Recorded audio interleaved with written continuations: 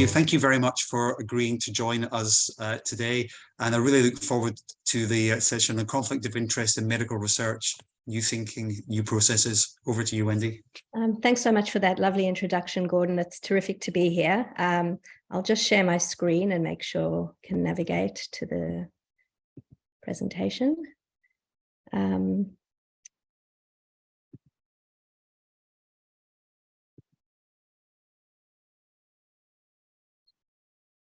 Can everyone see those slides? Gordon, can you just indicate? Yep, all good, all good, okay, Wendy, all good. Carry on. Okay, terrific. So I had myself on mute, sorry. No, that's okay. So yeah, thanks again. It's really terrific to be here. I would just like to reiterate what an important group of people Human Research Ethics Committee members are, and it's a real privilege to be talking to you today. As Gordon said, last week I was at a conference which was primarily made up of academic bioethicists and health lawyers, but there were members of research ethics committees and clinical ethics committees. And I think that those communities really do cover much of the same territory and have a lot to say to each other. So it's really fantastic to move from one to the other. So I'll talk today, as Gordon said, about the topic of conflict of interest in medical research. This is an area of long-standing interest of mine. You'd probably notice that it's not one of the new, what we call in bioethics, sexy topics. It's not about artificial intelligence. It's not mitochondrial donation. But I find it interesting precisely because it is such a long-standing issue, and it's one that continues to vex ethics committees, researchers, industry, and pretty much anyone who's involved in research. So that's what I find interesting about it, is that it persists. And although we get better at managing it, we still struggle from time to time with how to do it best. So just a bit about me, first of all, and of course, my own conflicts of interest. So I'm a professor of bioethics in the Department of Philosophy at Macquarie University. My research has two intersecting areas, one of which is the ethics of research, innovation, and translation. But I'm also interested in organizational and professional ethics, and conflict of interest sits at the intersection of those two areas of research. I also do occasional consulting on ethics and research strategy for a range of professional organizations, universities, and indirectly with industry. But my role has almost entirely been an academic one to date. So first, I'll just summarize the current situation in relation to conflict of interest for those who might not be entirely familiar with it. Then I'll talk specifically about an area that I think needs further thinking, which is that of non-financial conflict of interest. And I'll end with a proposal, and then I do hope, well, I expect there to be plenty of time for us to have questions and discussions, because this is a topic that does cause some disagreement, and I'd be very interested in getting people's perspectives on what I have to say. So there's broad agreement, not just in Australia, but around the world, that conflicts of interest are an issue that need to be taken seriously in biomedical research. So we all know that researchers have multiple roles, and they engage in many different activities, including being recipients of industry funding or other kinds of funding, being patent holders, having shares in companies, et cetera, et cetera. This in turn creates a range of personal interests and obligations, which can at times conflict with the researcher's obligations to generate and disseminate knowledge objectively, protect research participants, and otherwise fulfill the responsibilities associated with their roles. And where those conflicts of interest are not managed, that can lead to poor quality research, harms to research participants, and also potentially to loss of trust, social license, and cooperation. And Ingrid talked in her introduction about the important role of trust. And that often comes up as one of the justifications for thinking very seriously about conflicts of interest and how they might be managed. So the national statement does talk about conflict of interest. It says that a conflict of interest in the context of research exists where a person's individual interests or responsibilities have the potential to influence the carrying out of his or her institutional role or professional obligations. The statement also acknowledges that institutions can have conflicts of interest where their interests or responsibilities have the potential to influence the carrying out of its research obligations. The statement notes that conflicts of interest, if inadequately managed, can compromise the research process itself and/or institutional processes governing research, and may lead researchers or institutions to base decisions on factors outside research requirements. And there is an emphasis on the fact that a perception of a conflict of interest can at times be as serious as an actual conflict of interest, raising concerns about an individual's integrity or an institution's management practices. Sorry, the statement says that institutions need to establish transparent processes to identify and manage actual and potential conflicts involving institutions, researchers, and also, as Gordon said, ethical review bodies, their members and advisors. So today I will be focusing primarily on the conflicts of interest of researchers, but everything I say could apply equally to institutions and to HRECs and their members. The Code for Responsible Conduct on Research also talks about conflict of interest. It has a slightly different definition, but for all intents and purposes, it's consistent with the national statement. It says a conflict of interest exists in a situation where an independent observer might reasonably conclude that the professional actions of a person are or may be duly influenced by other interests. Under its principle 3, transparency, it includes the need to disclose and manage conflicts of interest. And it says that one of the key responsibilities of researchers is to disclose and manage actual, potential, or perceived conflicts of interest. The NHMRC provides guidance and processes for researchers, review bodies, and institutions in managing conflicts of interest. And broadly, these can be divided into 4 groups of management strategies. The simplest one is that of disclosure, which might be in the form of standing registers or case-by-case disclosures. It also talks about the importance of reviewing and monitoring processes that might be affected by conflicts of interest. There are also references to the need to sometimes limit the influence of those who have conflict of interest. For example, it talks about the need sometimes for independent people to obtain consent or for independent people to conduct or analyze research. And then at times, it may just be necessary for the conflict to be eliminated. So if a researcher has a conflict of interest, they either need to relinquish the competing commitment or not conduct the research. And this guidance all exists on the background of an international movement aimed at trying to manage bias in research more generally. So in the background, there are processes like trial registration, the very existence of human research ethics committees and scientific review processes, reporting standards, data sharing requirements, and retraction of articles when things do go wrong. And all of that is aimed in part at identifying and managing conflicts of interest that arise in research. Sorry, my screen has just disappeared. So I'd now like to move to talking more specifically about non-financial conflict of interest. Everything I've said so far applies to conflict of interest in general. And it's broadly accepted that science can be shaped and sometimes distorted by financial interests like industry and other funding, shareholdings, and patents. But it's a lot less clear what we should do about the non-financial interests that researchers and other people have. And those non-financial interests include things like personal relationships, reputational concerns they might have, intellectual commitments they might have, unpaid consultancy or advisory roles, recent employment arrangements, personal ambition, and religious and political beliefs. So there's a wide range of interests that can potentially influence the judgment and decision-making of researchers.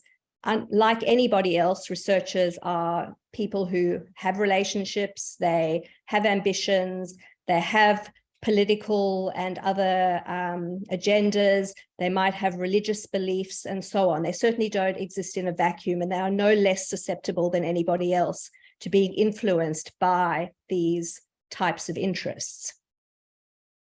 The national statement does recognize that non-financial interests exist and can potentially cause conflicts of interest. So that it says, while a conflict may relate to financial interests, It can also relate to other private, professional, or institutional benefits or advantages that depend significantly on the research outcomes. And the Code for Responsible Conduct says that a conflict of interest exists in a situation where an independent observer might reasonably conclude that the professional actions of a person may be unduly influenced by other interests. That's the definition I read you before. But then it goes on to say, this refers to a financial or non-financial interest, which may in turn be a perceived, potential, or actual conflict of interest. And the NHMRC is not alone in making reference to non-financial interests. Some of the organizations listed on this slide are other examples of organizations that refer to the need for non-financial interests to be disclosed and managed. But the disclosure and management of non-financial conflict of interest at present is inconsistent and poorly defined. So some colleagues led by Quinn Grundy conducted a study looking at how conflicts of interest disclosures are requested and how they're made. And they found that it's really quite messy at the moment. And it's also quite a controversial topic. Some people push back against this idea that we should disclose and manage non-financial interests and non-financial conflicts of interest as conflicts of interest alongside financial ones. But the arguments against systematically managing non-financial conflicts of interest can broadly be divided into two groups of arguments. One group surrounds the definition of an interest and a conflict of interest. So some people say, look, it's true that things like beliefs and relationships and so on create biases, but we shouldn't think of them as interests. And even if we do think of them as interests, we shouldn't think of them as things that cause conflicts of interest. We should put them in another category of bias and influence and manage them separately. And then there are a range of ethical arguments which say even if there is such a thing as a non-financial conflict of interest, there are still ethical reasons that they shouldn't be disclosed and managed alongside financial conflicts of interest. So I'll take you through each of those arguments in turn. And try and show you why I think neither of them really hold up, although I do think there is some important, some important considerations in each of them. So the definitional argument, as I said, is basically that there is no such thing as a non-financial interest. It's better just to talk about things like beliefs, positions, and relationships that cause bias and influence. My rebuttal to that argument is that it's true that things like beliefs and positions and relationships are not interests in and of themselves, but they become interests when they generate personal concerns and obligations in particular contexts. And I would argue that they're no different to financial interests in this regard. So to show you how I think about this, I'll just take you through an example. So imagine that I'm a researcher and I'm conducting an epidemiological study aimed at generating real-world evidence about a newly registered and provisionally funded medicine to treat hepatitis C. So it's been funded on the pharmaceutical benefits scheme, but it's still undergoing ongoing research to see whether funding will continue. The study aims to determine its effectiveness as opposed to its efficacy in trials, its long-term safety and its cost effectiveness, and a decision will be made about ongoing public subsidization, partly on the basis of this research. So let's first look at how a financial conflict of interest might play out in that context.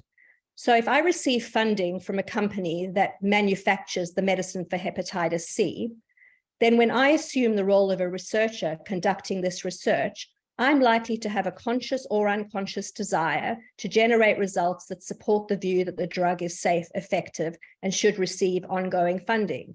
So I have a financial interest in a particular outcome.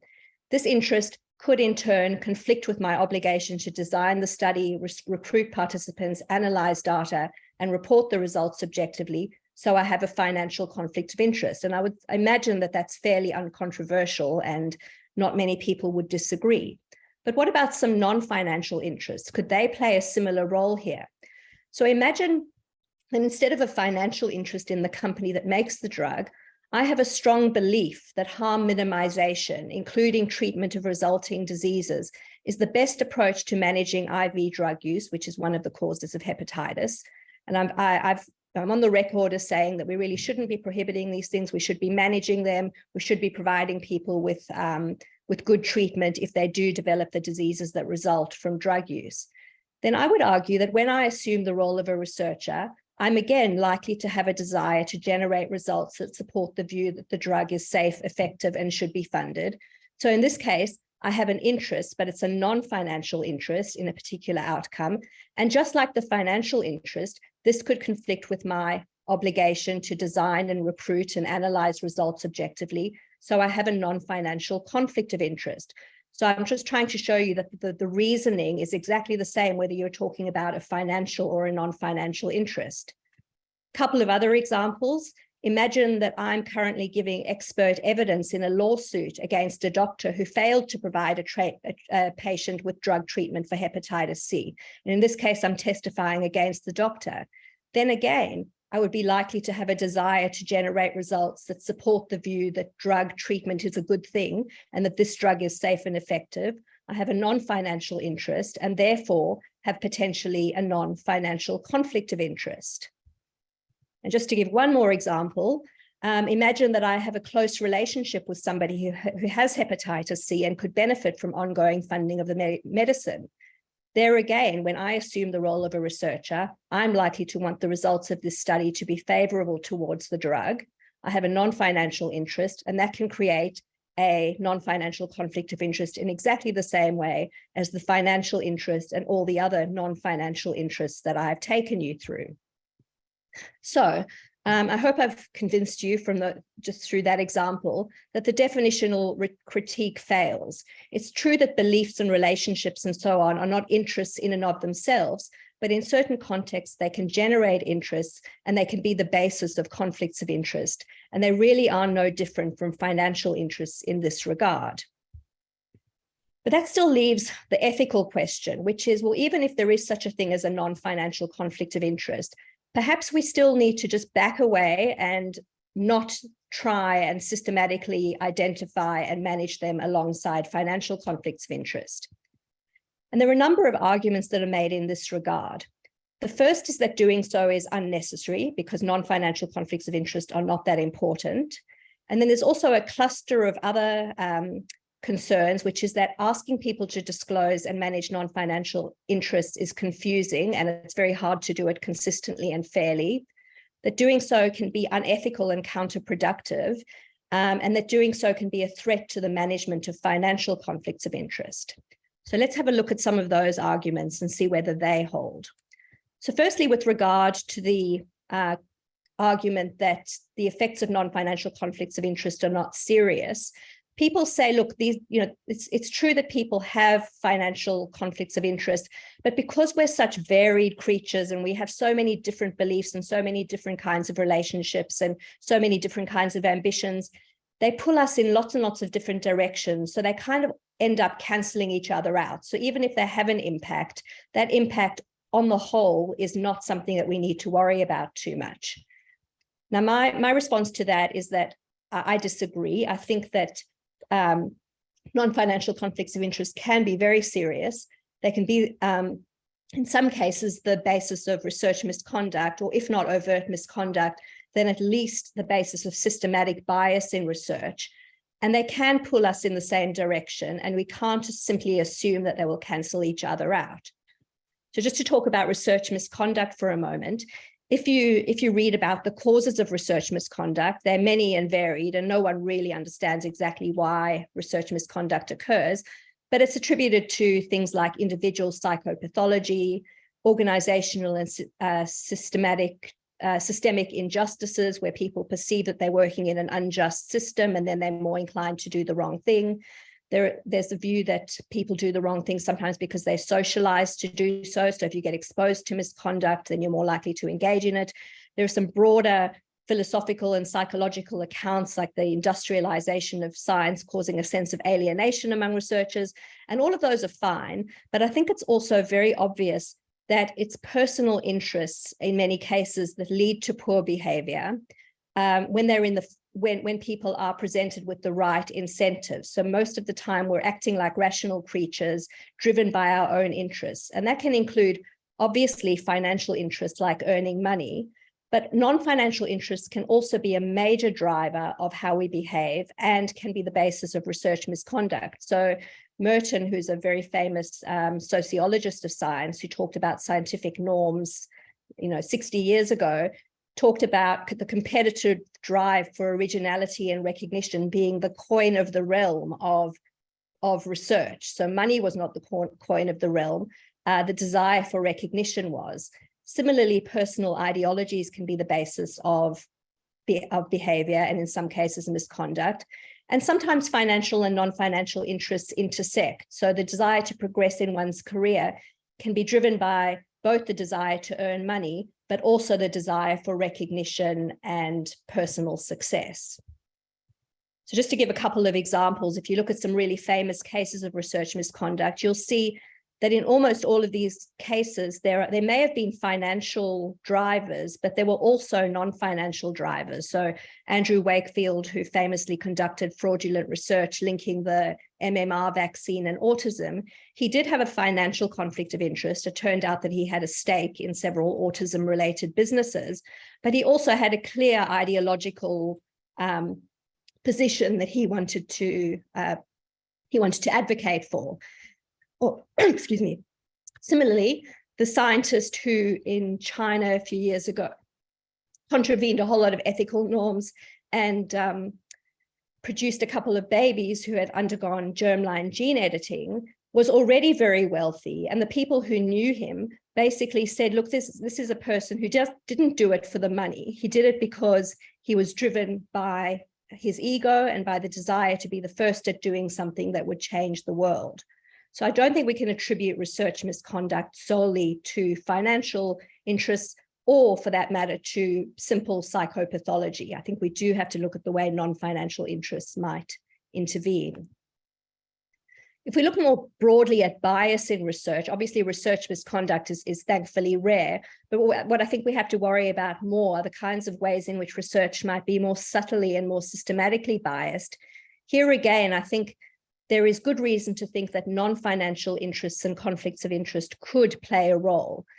Now, this phenomenon has been studied most in the social and political sciences, social and political sciences, where, for example, it's argued that social and political science is biased towards liberal views. I don't know whether that's true or not, but there has been systematic work done on the research agenda in this and study designs and interpretation in this field. And it suggests that some questions aren't asked, that there's premature foreclosure on some conclusions, that studies are designed in such a way that certain questions are and are not asked, that results are interpreted in particular ways, and that research is disseminated in such a way that is more likely to support so-called liberal political views. Now, this hasn't been studied as systematically in medical research, but there's no reason to think that non-financial biases and non-financial conflicts of interest would not have similar effects in the medical context. You have to dig quite hard to find evidence of this. If you do a Google Scholar search for bias in research, you find thousands of articles, and almost all of them talk about financial bias, particularly industry influence. But you can certainly find examples of studies showing that evidence-based medicine and clinical trials and medical research is biased by various ideologies and political agendas and so on. So just to give a few examples, there's evidence that trials of diabetes management often focus on interventions like weight loss, even though the mechanism linking diabetes and weight is not as well understood as it's made out to be.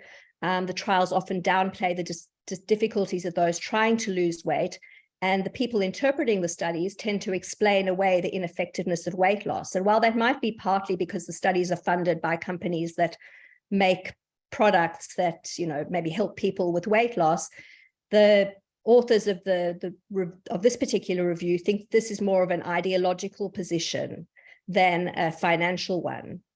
Another example is that in studies of home births in Holland, the results reflect markedly different assumptions about what constitutes normal birth. And again, that's an ideological position, not a financial one. And a similar pattern can be found in studies of the link between male circumcision and HIV prevention, where critics of that research have argued that the studies are framed in such a way that the studies are more likely to make a compelling causal link between HIV prevention and circumcision than is actually warranted. So whether or not you agree with those interpretations, I'm just trying to show that medical research can certainly be biased, and it can be biased not just by financial interests, but also by non-financial interests and conflicts of interest. And then there's also just a broader point, which I won't go into in any detail, but it's not just individual studies that can be biased. The broader research agenda and the very way in which research is done, the privileging, for example, of randomized controlled trials can serve to silence some voices, perspectives, and experiences and amplify others, and also to promote particular agendas like rationing, managerialism, and market-based funding systems. So this is like a political science critique of evidence-based medicine. They don't talk about it in specifically as relating to non-financial interests and conflicts of interest, but I think it can be conceptualized that way. Sorry, my screen keeps disappearing. Here's a quote that I thought was quite nice from a philosopher of science called Maya Goldenberg, talking about evidence-based medicine.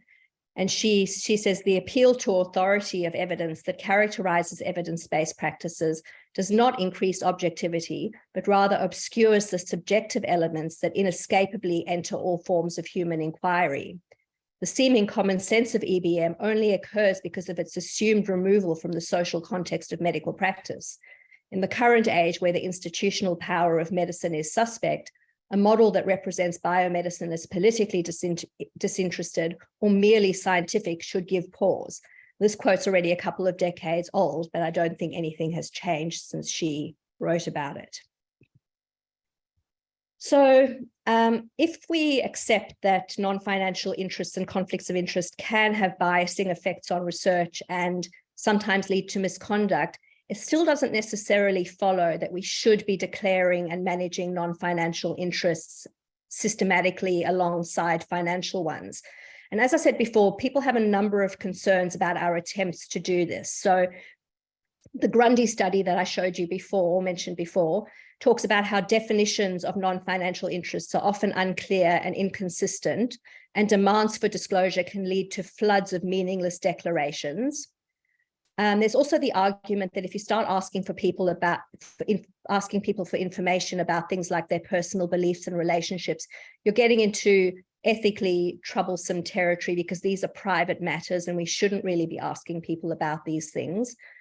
A closely related concern is that if we demand disclosure and then exclude people on the basis of their disclosures, then we're engaging in discrimination, and we might end up perversely doing things like excluding experts who have so-called intellectual conflicts of interest and being left on committees maybe potentially only with people who have financial interests.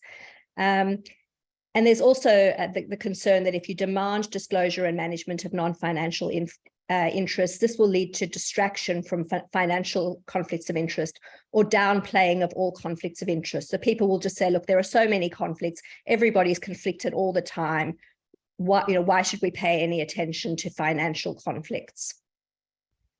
So I think those are actually all very reasonable and important criticisms and concerns that need to be taken seriously if we are going to start asking people to disclose conflicts, non-financial conflicts of interest.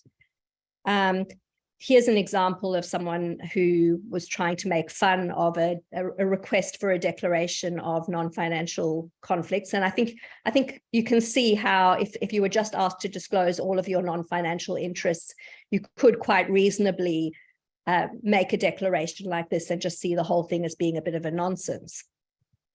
But I would argue that instead of approaching it that way and sort of making fun of the proposal that we should try and manage non-financial conflicts of interest, I think we should rather try and come up with a way of managing them that is nuanced, contextually sensitive, and principled.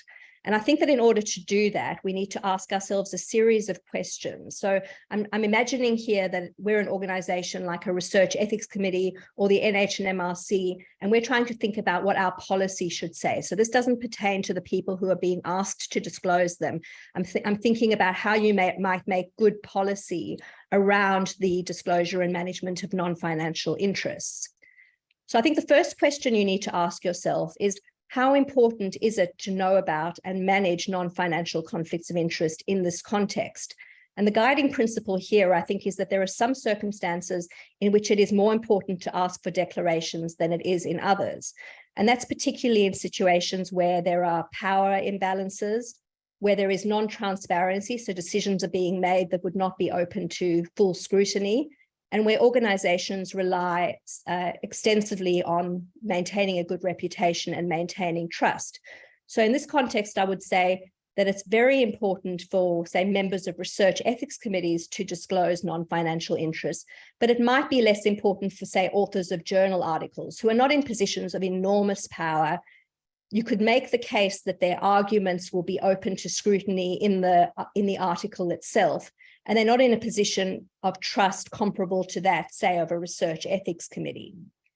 So that's the first question. Then the next question you need to ask is, well, what actually are the risks of asking for disclosure and management, and can these be mitigated? So rather than just dismissing it out of hand, let's think about each of the risks and think about what we might do about them.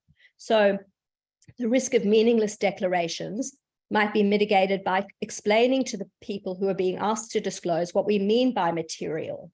And that might, so what might be material in a particular context. So for example, in relation to a belief, you might say, look, I'm not asking you to declare all your beliefs. I'm asking you to declare only those beliefs that are relevant to the issue at hand. So if you're conducting or reviewing research that has to do with a medicine that induces abortion, then maybe in this context, your religious beliefs might be relevant, but in other contexts, they might not be. It might also be important to consider whether the belief is likely to otherwise remain hidden, and whether it's immutable, and whether it's likely to affect attitudes and actions. With respect to the risk of exposure, so breaching people's privacy, there might be circumstances in which it's possible to allow confidential disclosures or limit disclosures to less sensitive interests. In terms of the risk of interest being misinterpreted, there might be some circumstances where you don't just have people tell you what they believe, you allow them to actually explain and discuss what that particular belief or other non-financial interest might imply.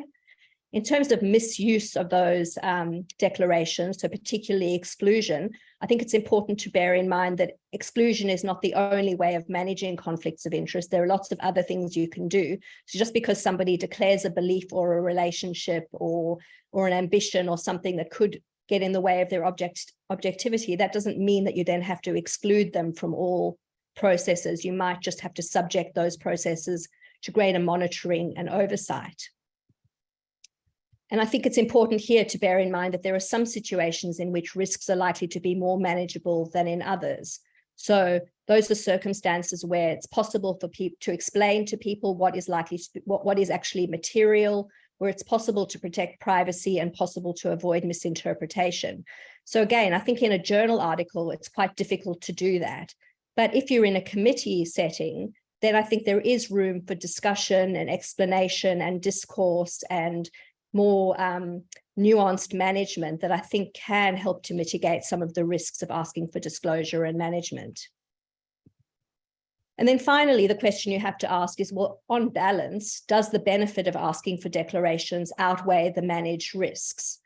So you need to take into account both the importance of the declaration and the risk of the declaration. And I think here you end up with a kind of a continuum. So there are some circumstances in which declarations are very important and also relatively safe in the sense of the risks being manageable.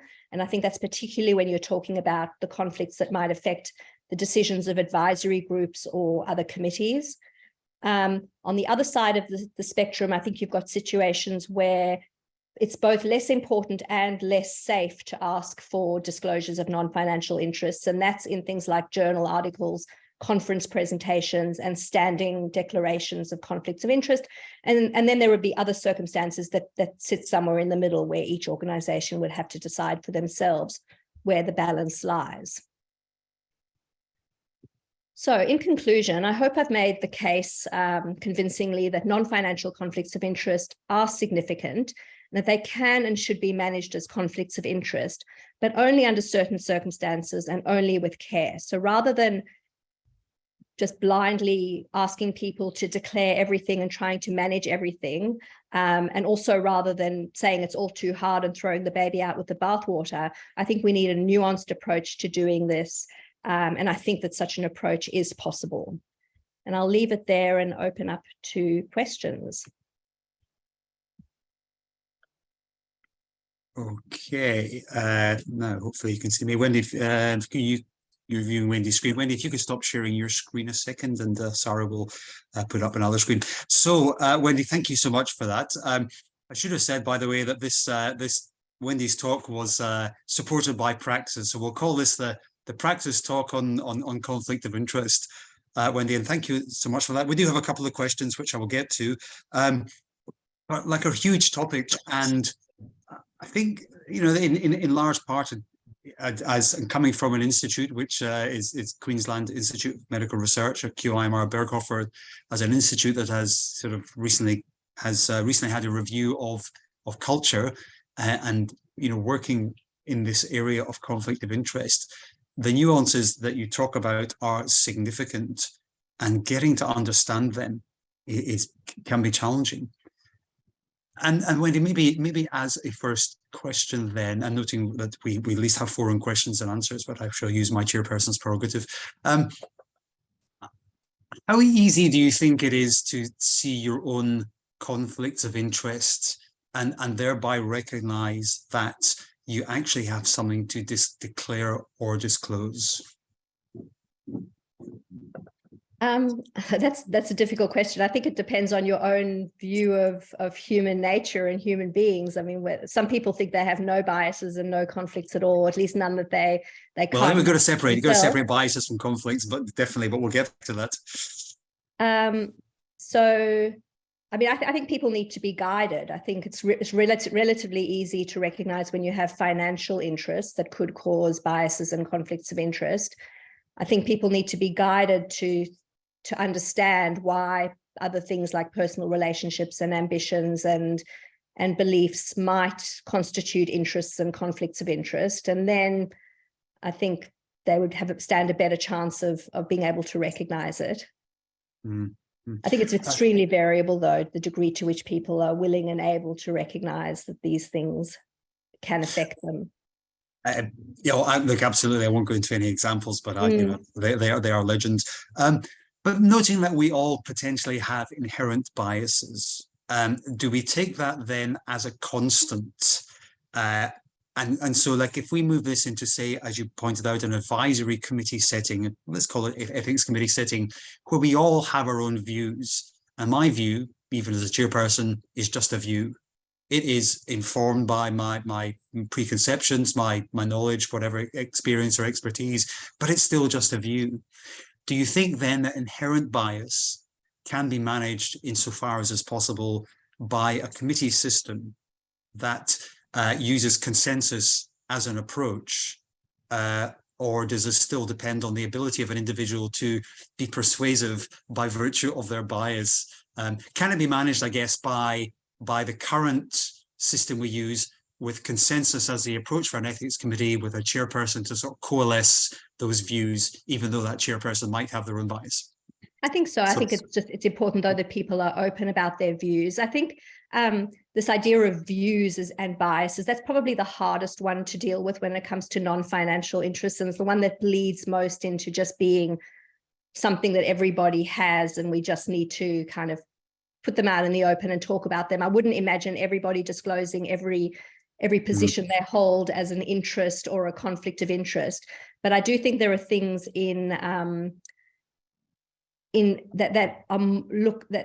behave more like interests and conflicts of interest. So, for example, being an unpaid consultant to a company, or being involved in legal action, or having a family member, or having a personal stake in a decision that's being made that's not a financial stake. So people often conflate non-financial interests and conflicts of interest with these so-called intellectual interests or views, as you put them. I think that's the hardest one. And that's the one I would almost say, let's set those aside. Let's not call those conflicts of interest, but I think there are others that clearly fit into the category of interests and conflicts of interest, and they should be systematically disclosed.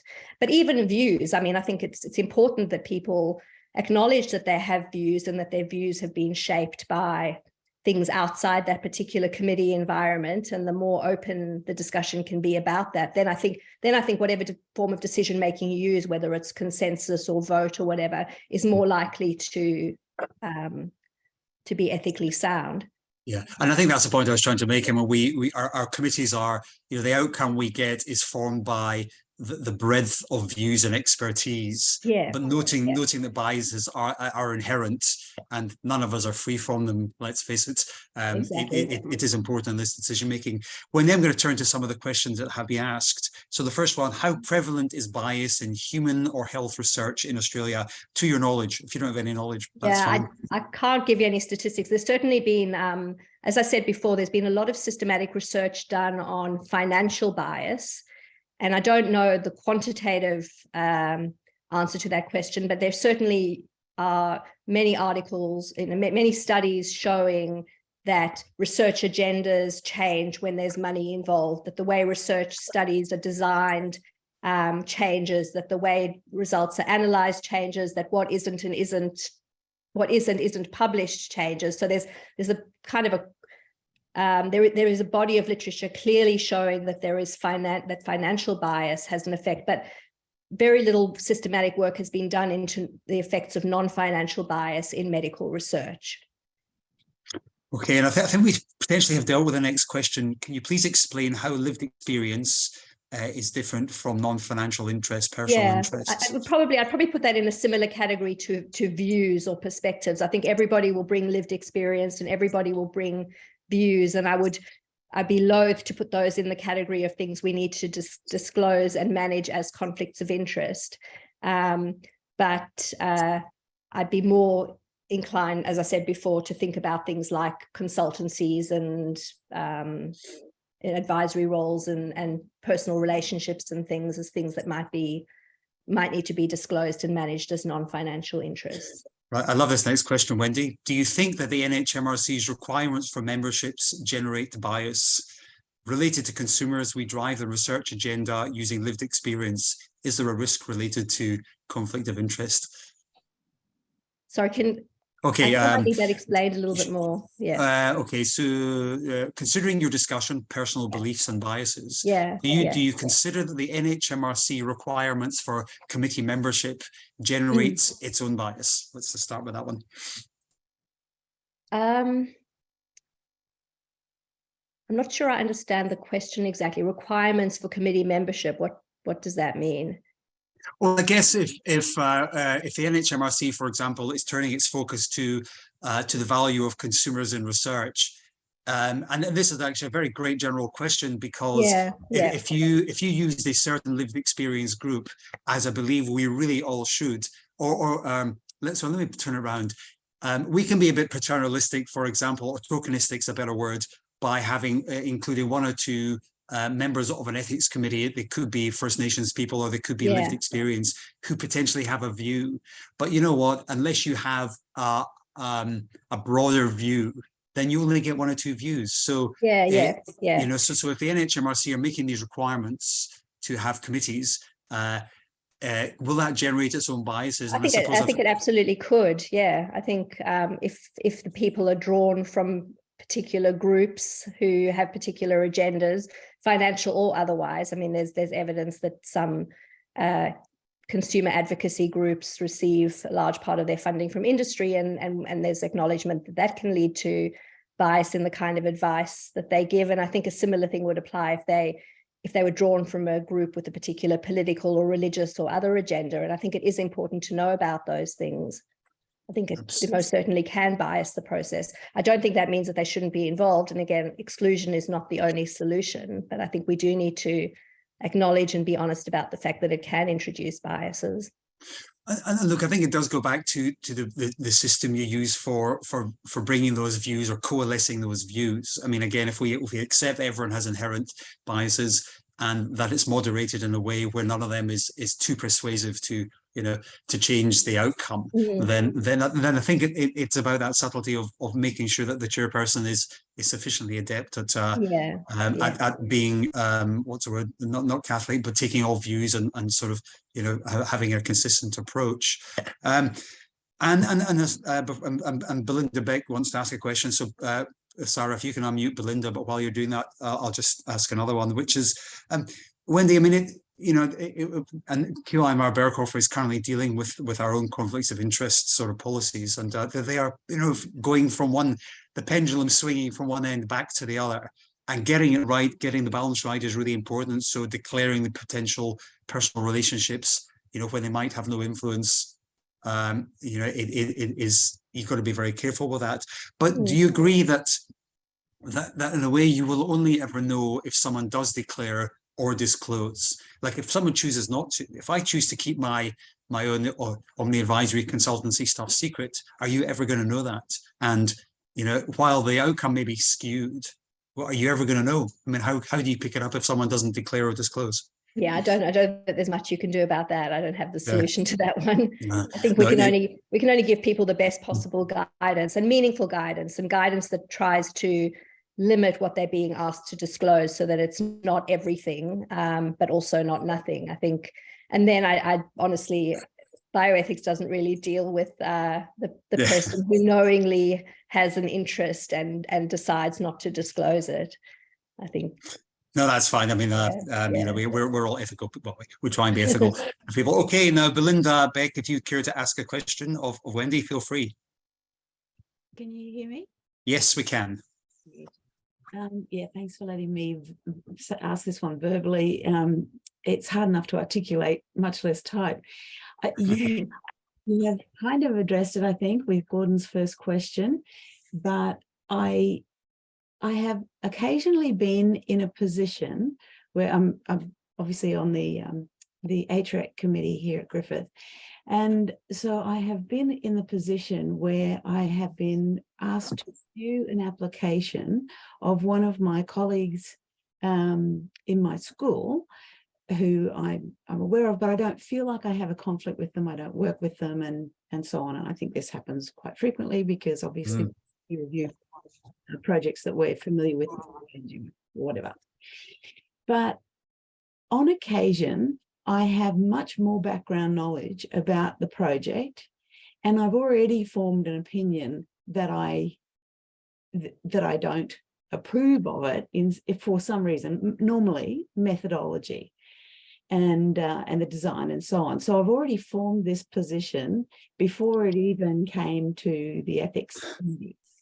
So my question is, does the committee moderate that position as, I'm just in a more informed reviewing position as everybody else on the committee, or does that actually constitute a non-financial conflict because of my knowledge?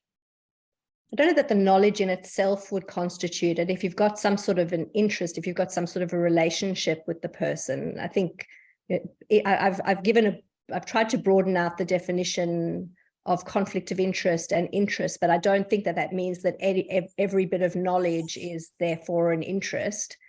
But it might still, I mean, I think it's certainly, you'd want to explain where your knowledge had come from and be clear about that.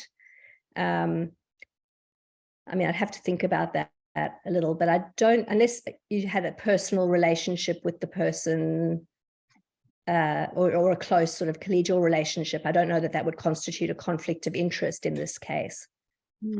Okay. Belinda, I mean, I think it's on an ethics committee, as you say, it's so incredibly important to be informed about what you have views on. But I do go back to this sort of biases thing, which I think is what you're referring to in answering it. We all have our personal views.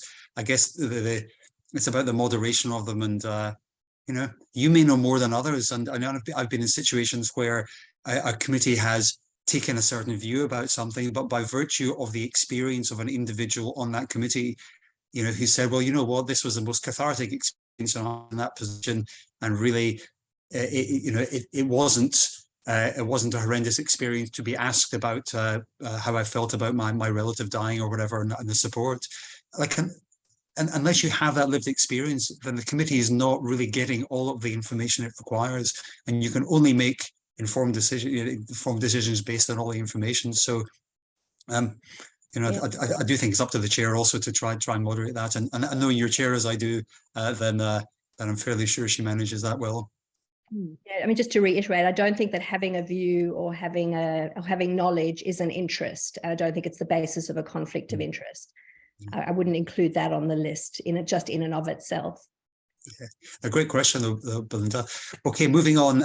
Jenny Bush from Queensland Children's Hospital. Is there any research into the value of declaring a COI as it assists people to monitor them? Let me think. Well, I mean, it's basically you can't monitor them unless you have them disclosed. As we discussed. Yeah. I don't know. I can't tell you whether there's quantitative evidence of the actual effectiveness, but you certainly. I don't think disclosure is the same as management. It's a prerequisite for management. So. I think it's a great differentiation, Wendy. I think there's the declaration and then there's the management thereof. And ultimately, what you're looking to do is try and ensure that management plan mitigates the risk, and you're able to assure that the people that this is happening. But you know what? It does go. Sorry, Wendy. I was going to say, take that a step further. Disclosure on its own can be counterproductive if it's not followed by management. Disclosures can easily be misinterpreted, and disclosure can sometimes lead to this phenomenon called moral licensing, which is that the person who's disclosed the interest then thinks, well, I've done everything I need to do now, so now I'm free to behave however I want to. It can actually, in a way, lead people to behave in worse ways than they would have if they hadn't disclosed the interest. So not only is it not sufficient, it's almost always necessary, but almost never sufficient.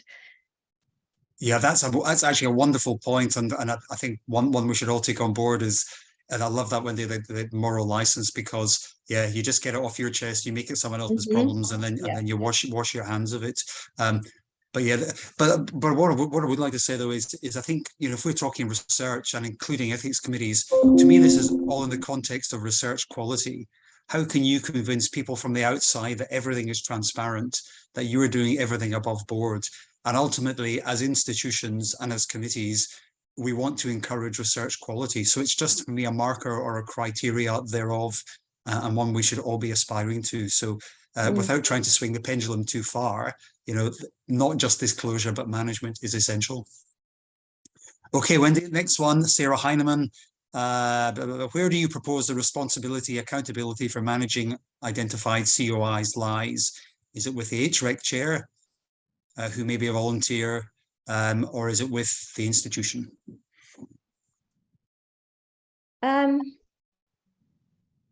Look, it's partly with the person who's been asked to make the disclosure, with the researcher.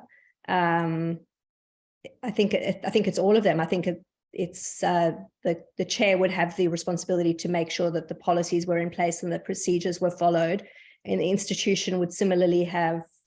The chair would have to be responsible for following procedures. The institution would be responsible for making appropriate policies that the chair actually could put into practice. And the researcher would have to be responsible for being honest and disclosing what he or she knew to be potentially relevant or material conflict. Yeah. So I don't think with any one particular agent. Yeah. So Wendy, tell me if you agree with this statement. As chair people, I believe we should set an extremely high bar, a low threshold, a high bar. The low threshold being, if you are in doubt, disclose. But as a chairperson, the high bar should be any semblance of a perception, you have to deal with, and these have to be recorded in minutes. Yeah. And irrespective of what irrespective of what the institution says, these have to be recorded.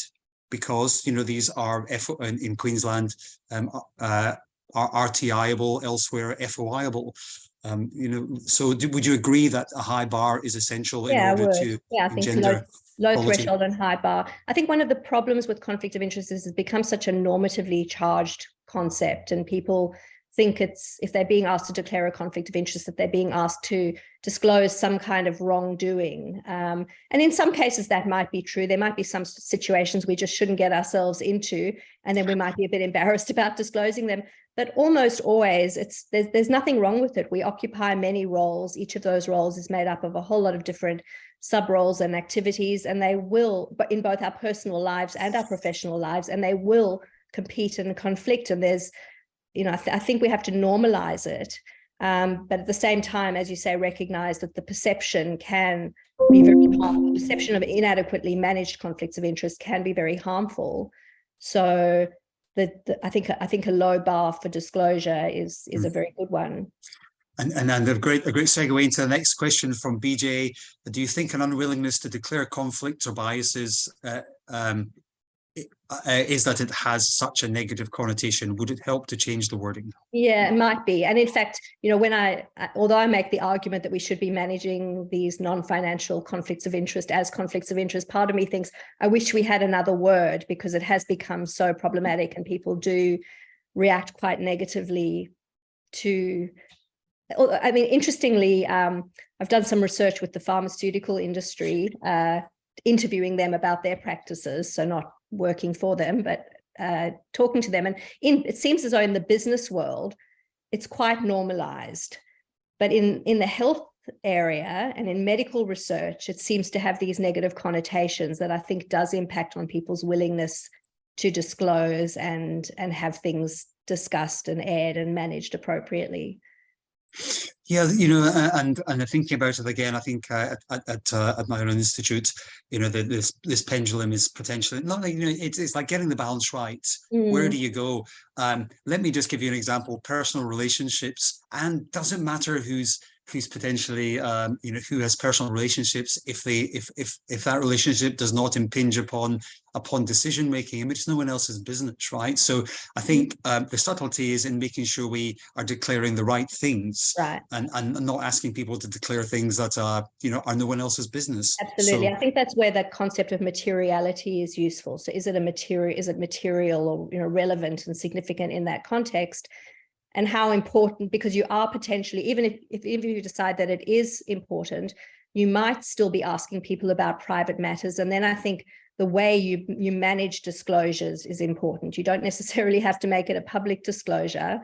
There could be processes for disclosures to be dealt with in sensitive and confidential ways. So absolutely, yeah. So again, that my argument is for a nuanced approach where we try and take all of that into consideration. But that said, if a person chooses to take on a role where they're in a position of considerable power, where they are making decisions that the public will not be privy to, then I think there is some obligation on their part to be willing to relinquish some of their, you know, private information in contexts in which that's material and it's dealt with sensitively and appropriately. Yes, I'm liking the statement: low threshold, high bar. I'm liking that. I think that works really well. So Evan has, I think Evan, we've kind of sort of dealt with this to some extent, but the ability to declare a non-financial conflict of interest depends on a degree of self-reflection. What happens when someone doesn't and instead feels that everyone else has a non-financial conflict of interest? So I guess that's a perception thing, but Wendy, I'll let you answer that. Yeah, so I think that goes back to your very first question, Gordon, which was, you know, what do you do with people who can't reflect or refuse to acknowledge that they could be biased? I honestly don't know the answer to that. I think you can only make the policies as clear and meaningful as possible and encourage discourse so that you can model the behavior that you want these people to engage in. I do think there is a risk of those people in particular using the prevalence of conflicts of interest as an excuse to just throw their hands up and say, well, it's all so hard, or we're all conflicted all the time anyway, so why are we bothering with this? So great point. I mean, I think you can use this as a sword and a shield, and I think we do have to be careful. I think one thing that is important, and I'm interested to know if anyone online thinks this. I mean, I think we at many committee meetings, we go through the acknowledgement of country, reminder of confidentiality, declaration of COIs, previous minutes, and then get into the session proper. And in a way, it sort of there's a bit of lip service provided to this. Not that you can necessarily do more than that, but I think maybe we just have to have this commitment to make sure this doesn't occur. And what that does mean is not interrogating everyone, but I think reminding those in the committee of what potentially can be, triggers for that. Because I think if we just skate over it, you don't change behavior. You don't really help people to understand. So clearly training is a part of it and understanding these nuances. But I do think we, maybe have a greater responsibility as chair people to ensure that the rest of the members understand what we're getting at. And I think modeling is a good way of doing that as well. A bit of self-disclosure. Goodness. Showing how it can be done rather than telling. Look, I think examples, and some of the examples you provided were really helpful. And I know we'll be doing a sort of short video on examples of conflict of interest, because I think those scenarios are really helpful. So just telling someone, as you say, it's not reinforcing good behaviour. And it's good to segue to the next question. Are there Australian examples of decision-making committees that are successfully implementing a disclosure of non-financial interests model? Not that I'm aware of, but there may well be, and I'd love to know if there are. I honestly, I don't know the answer to that question. There might be. I mean, the national statement says that, or at least the Code for Responsible Conduct says that we should be. I'm not aware. Shoulda, coulda, woulda, Wendy. Yeah. I mean, I think we either need to think about it carefully and do it properly, or take that out of the code, because at the moment it's just kind of, it's not helpful to have it there without any explanation or nuance or justification. I'll just deal with a couple first, and I'm not sure who Ian is. I hope it's not could well be encouraged. Who knows? Probably. But I will say that that Melanie, thank you for your comment. And Melanie clearly does not have any interests or biases in this as the former CEO of Practice. But Melanie, thank you for your comment, and I totally agree. I think Wendy's knowledge in this area is wonderful, and it's actually a great session. In practical terms, so Ian is asking, how does an HREC deal with commercial projects in a hospital setting? Well, Ian, let's expand that to projects in any setting, because at an institute where you are, an HREC is approving its own studies which have a commercial, potentially a commercial gain. So hospital or institute. So Wendy, that question for you, and it's one I had down, which is, should HRECs be, and Ingrid Winship reflected in this one, should HRECs be considering whether they should be approving studies that may have a potential commercial gain for either the hospital or the institute? How should you handle that? Yeah, look, I think ideally you do need some sort of external input into that. I don't think that HREC should be making a decision for its own institution without at least, a higher than usual degree of scrutiny. They could still be involved in the decision making, but I don't think that they should be the sole decision maker in that sort of context. But again, it's probably a resource issue. I don't know enough about the sector to know how you could do it, but I'm sure you could get another research ethics committee to review a proposal where there was that institutional conflict of interest. I wonder, Wendy, I mean, you could do, but let's face it, we're all quite proud in ethics committees, and we don't necessarily like other people reviewing our stuff. But although I personally don't mind at all, but I do think it's a great suggestion, and one for good food for thought about having a bit like a DSMB, I suppose. You might have an external data safety monitoring board that would provide the external scrutiny. So all those online, I think that's a great suggestion, and potentially please consider. Would you have an example of a policy we could adapt for use in health services? Well, Natasha, seriously, I mean, health I'd love to. services really should be having that. No, I don't, but I'd be very happy to help make one. So Yeah. Well, Wendy, you can go to the NHMRC for a national conflict of interest policy making body. And I'm just trying to scroll down this page here. Neil Parker, duality is the alternative word. So sorry, could you possibly move those questions and answers down? I just can't see the next ones coming up. Maybe that's me just being dumb.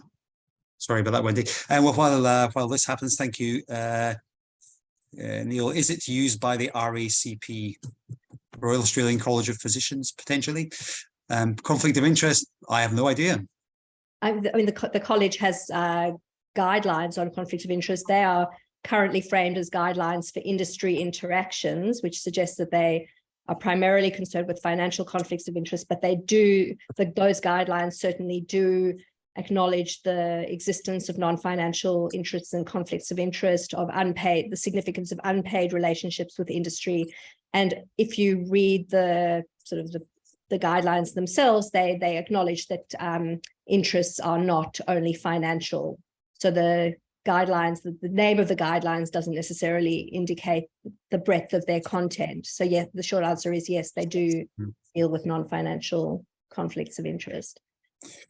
So when I think we've sort of dealt with, we've sort of dealt with it with the next questions to some extent. What I would want to, we sort of talked about, Belinda Beck, thanks for that. Belinda mentioned about being informed and maybe being too persuasive. Do you think there's a possibility that as a result of bias, one might choose not to ask questions or have input at ethics committees, because you kind of want to keep things on the down low and not send the conversation in the direction that you might not want? It's like the converse, I suppose. Possible, yeah. Again, I wouldn't necessarily put that in the category of a conflict of interest, but I think it certainly is a type of bias that a good chair would want to be alert to. And I think, you'd want to encourage people to speak as openly as possible. And Wendy, and thank you for the nexus to research integrity. And I was at the Research Integrity Congress in South Africa earlier this year, not name dropping, by the way. And I know your paper was 2013, and I think a recent one, and I can't remember the group from the Netherlands, suggested that the three factors which might give rise to research misconduct were the need to do so, like not enough NHMRC grants, for example, the opportunity to do it, and then the ability to rationalize, which I think spoke to the sort of not psychopathy, but the pathological aspect of it. But I think we can all rationalize things if we choose to, and that perhaps reflects our sort of inherent biases. But I think there are other motivating factors for it.